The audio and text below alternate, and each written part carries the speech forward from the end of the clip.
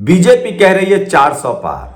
सोचिए, बीजेपी कह रही है 400 पार, लेकिन इस वीडियो को देखिए, 400 पार की हवा निकल चुकी है। नमस्कार, मैं शंभू कुमार सिंह और आप देख रहे हैं नेशनल दस्तक। बीजेपी 400 कहां से जीत जाएगी? आप लोगों को बरगलाया जा रहा है। पहले फेज में 102 सीटों की वोटिंग हुई है। अमित शाह और मोदी पर पसीने आ रहे हैं, उनके माथे पर पसीना चल रहा है और सब कुछ धुआं धुआं हो गया है। सोचिए किस तरह से यूपी, बिहार, झारखंड में तो बीजेपी का सफाया है। आपको ले चलते हैं राजस्थान, जहां सबसे पहले बीजेपी ने शानदार प्रदर्शन किया था। राजस्थान में इस बार 50-50 का मामला है। और सबसे खास बात है, भारतीय ट्राइबल पार्टी, ये जो मनुवादी पत्रकार लल्लन टॉप का, आज तक का, जिस तरह से बहुजन समाज के एक बड़े नेता राजकुमार रौत आदिवासी समाज के उसको ह्यूमिलिएट कर रहा है, इनकी पार्टी ने, भारतीय ट्राइबल पार्टी ने शानदार प्रदर्शन किया है। और इस बार ये लोग डूंगरपुर जैसे इलाकों में शानदार प्रदर्शन करके संसद भी आएंगे। ये मनुवादी पत्रकार पूछ रहा है कि पहले संसद गए हैं, अनुभव किया, जैसे ये माँ के पेट से सीख के आया होगा पत्रकारिता। सोचिए, 2 बार के विधायक को संसद नहीं जाना चाहिए। तो ऐसे मनुवादियों को छोड़िए। तो राजस्थान में बीजेपी को नुकसान हो रहा है। गुजरात में चैतर वसावा ट्राइबल, उसने पूरा खेल बदल दिया। आज कांग्रेस और आम आदमी पार्टी वहां सर्वाइव कर रही तो चैतर वसावा की वजह से। तो सोचिए दलित पिछड़े नेताओं में कितना पोटेंशियल है। राजस्थान में आज कांग्रेस सर्वाइव कर रही है तो दलित पिछड़ों की वजह से। जिस दिन बहुजन समाज के लोग कांग्रेस बीजेपी को छोड़ के बहुजन दलों के साथ हो जाएंगे, उस दिन इनकी सत्ता चली जाएगी। ये लोग कभी कांग्रेस बीजेपी, बीजेपी कांग्रेस करते हैं। तो वहां देखिए सारे जगह पर कौन चैलेंज कर रहा है नरेंद्र मोदी को, वो मैं बता रहा हूं। गुजरात में चैतर वसावा, सोचिए पिछले लोक विधानसभा चुनाव के पीछे में 3 बहुजनों ने बीजेपी को चैलेंज किया था। जिग्नेश मेवानी, अल्पेश ठाकुर और हार्दिक पटेल, और कांग्रेस सरकार में आने वाली थी। उसके बाद बीजेपी ने उन दोनों बहुजनों को मैनेज कर लिया, हार्दिक पटेल को, और क्योंकि कांग्रेस वाले सवर्ण जो वहां कब्जा किए हुए पार्टी पर, वो मौका देते नहीं है, पर जिग्नेश टिके हुए हैं क्योंकि बहुजन समाज के लोग ईमानदार होते हैं।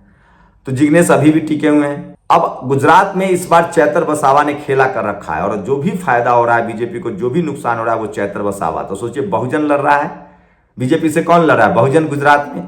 राजस्थान में भारतीय ट्राइबल पार्टी और बीएसपी लड़ रही है, आकाश आनंद लड़ रहे हैं, मायावती जी लड़ रही हैं। पूरे देश में बीजेपी के खिलाफ पूरे देश में कौन लड़ रहा है? कर्नाटक में, आंध्र प्रदेश में, यूपी में, बिहार में, सब जगह बीएसपी लड़ रही है मजबूती से। ये लोग कह रहे हैं बी टीम है। कांग्रेस के तमाम सवर्ण नेता बी टीम है। वैशाली में कौन बी टीम है? मुन्ना शुक्ला और बीना देवी को टिकट दिया गया है।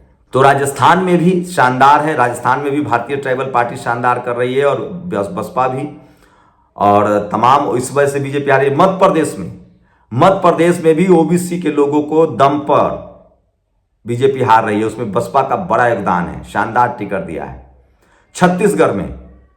छत्तीसगढ़ में कौन हरा रहा है, कौन लड़ रहा है? बहुजन नेता लड़ रहे हैं। भूपेश बघेल क्या है? ओबीसी हैं।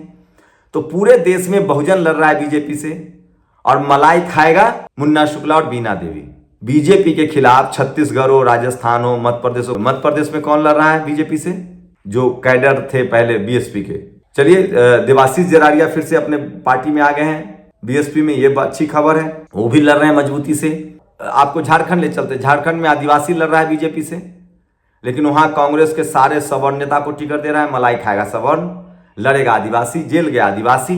अब आपको आते हैं बिहार में कौन लड़ रहा है? 10 साल से शंभू कुमार सिंह लड़ रहा है। तमाम दलित पिछड़े किसी भी नेता हो वो लड़ रहे हैं बीजेपी से, लेकिन यहाँ टिकट दे देंगे सवर्ण को। वैशाली में। यूपी में बीजेपी से कौन लड़ रहा है? मैं फिर कह रहा हूँ, यूपी में 80 सीटें हैं। यूपी में बीएसपी सीधे बीजेपी से लड़ रही है। समाजवादी पार्टी सीधे बीजेपी से लड़ रही है। और यूपी का तो जबरदस्त खेला है। इस यूपी में सपा और बसपा शानदार जीतने जा रही है। बीजेपी का नाम लेवा नहीं रहेगा, क्योंकि बहुजन अब सोच समझकर जो जहां वोट दे रहा है वहां जीत रहे हैं। तो बहुजनों को चुनिए, बहुजन दलों को चुनिए। ये मैं जानबूझ के कह रहा हूं, और मैं फिर कह रहा हूं, मैं पहले पत्रकार हूं और पत्रकार रहूंगा, और बहुजन समाज के हक अधिकार के लिए बोलता रहूंगा जब तक बहुजन समाज के लोग एकजुट होकर। सोचिए, सवर्ण समाज से सीखिए। वैशाली में 2 सवर्ण खड़ा है, एक इंडिया गठबंधन से, एक एनडीए गठबंधन से। सारे सवर्ण बीजेपी को वोट दे रहे हैं। मुन्ना शुक्ला को उनका अपना समाज वोट नहीं दे रहा। इसी तरह से बहुजनों को सीखना चाहिए। जो बहुजन दल, जो बहुजन नेता जहां से जीत रहा है उसको जिताइए, संसद भेजिए, नहीं तो आपका संविधान खत्म होगा। और संविधान बचाने के लिए कौन लड़ रहे हैं? शेड्यूल कास्ट के लोग लड़ रहे हैं, ओबीसी लड़ रहा है, अल्पसंख्यक लड़ रहा है, शेड्यूल ट्राइब लड़ रहा है, गरीब किसान लड़ रहा है। नरेंद्र मोदी से लड़े पिछड़ा और मलाई खाए अगरा।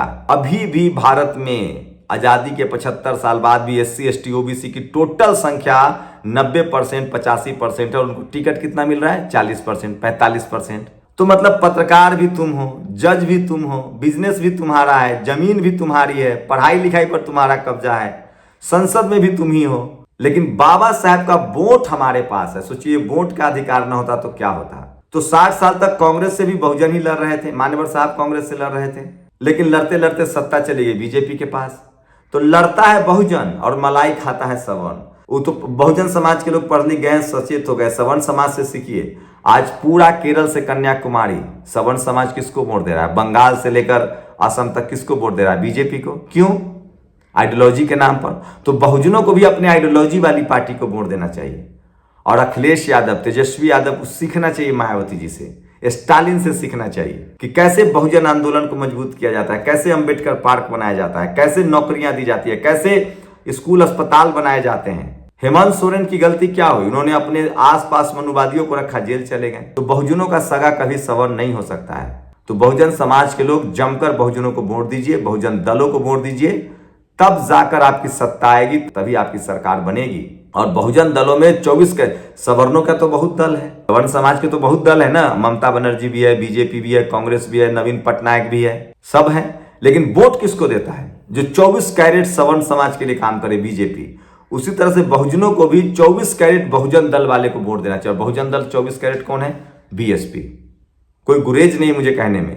डीएमके है, जो सोशल जस्टिस की बात करती है, जिसके संविधान में महापुरुषों के, जिसका सोशल जस्टिस नारा है। तो पूरे देश में बहुजन समाज के लोग बीजेपी से लड़ रहे हैं और इसीलिए बीजेपी 400 पार भी नहीं करने जा रही। आप एकदम गफलत में, 150 सीटें जाते जाते बीजेपी की हवा निकल जाएगी। लेकिन सवाल है कि जो गठबंधन की सरकार बनेगी उसमें बहुजन समाज की कितनी भागीदारी है। जब आपके सांसद होंगे तब ना। तो तमाम बहुजन दलों को चुनाव जिताइए और सबसे ज्यादा जो 24 कैरेट बहुजन दल है उसको चुनाव जिताइए। ये जज्बा चाहिए। मैं फिर कह रहा हूं, चुनाव लड़ते हुए मैं पत्रकारिता करूंगा और समाज की बात करूंगा। तो पूरे देश में 90, इसलिए राजेंद्र प्रसाद सिंह कहते हैं कि वोट तो बहुजन दलों के पास है, सवर्ण दलों के पास तो 10% वोट है। उनके पास तो पैसा है, वो बड़ी पार्टियां नहीं है, पैसे वाली पार्टी है। तो बहुजन समाज के लोगों, बैकवर्ड समाज के लोगों, दलित, पिछड़े, आदिवासी, अल्पसंख्यक, इस बार वोट आप पैसा वालों को नहीं, इस बार बहुजन 24 कैरेट गोल्ड बहुजन दल को दीजिए वोट, ताकि आपका संविधान बचे, आपका संवैधानिक अधिकार बचे। लोग अफवाह फैला रहे हैं कि आकाश आनंद ने कहा कि हम बीजेपी में जाएंगे, सब फर्जी खबर है। ये टीवी जानबूझकर उनको डिरेल कर रहा है।